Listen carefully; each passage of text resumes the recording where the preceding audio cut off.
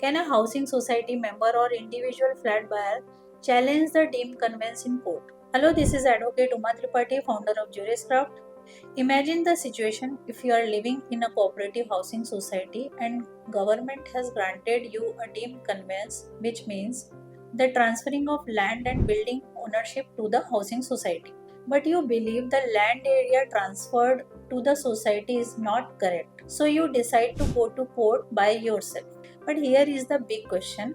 Can an individual member challenge this deemed conveyance in the court? Recently, the Honorable Bombay High Court answered this question. So, before we go further, let's understand one thing very quickly.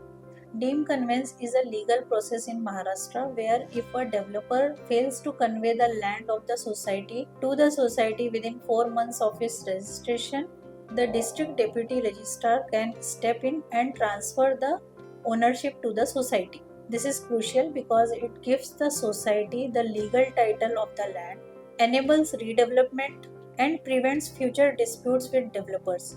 Now back to the case. A member of a housing society felt that the area transferred to the society with the deemed conveyance order was not sufficient what the society was entitled to, so he filed a petition in the Honorable High Court challenging the order.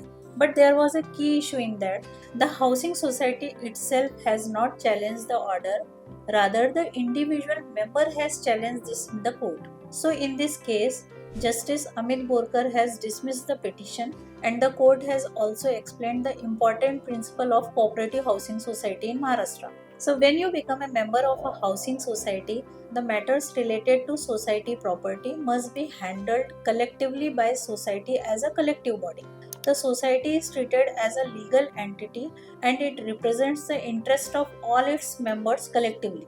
So, if there is a dispute regarding society property like the area in land conveyance, the society itself should challenge this order in the court.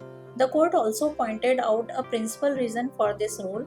If individual members are allowed to file lawsuits like this, there could be several cases by multiple members having conflicting claims. But this doesn't mean that members have no remedies.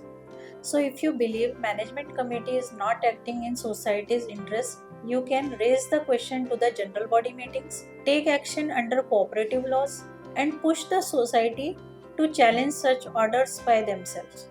However, you cannot bypass the society and challenge such orders in the court directly. So in this case, the principle is very simple. If you are a member of a housing society, you have to act collectively through your society, and individual flat owners cannot challenge such orders in the court directly. And that's why the Honorable High Court has dismissed this petition. Please subscribe Juriscraft channel if you are liking the information shared on this channel.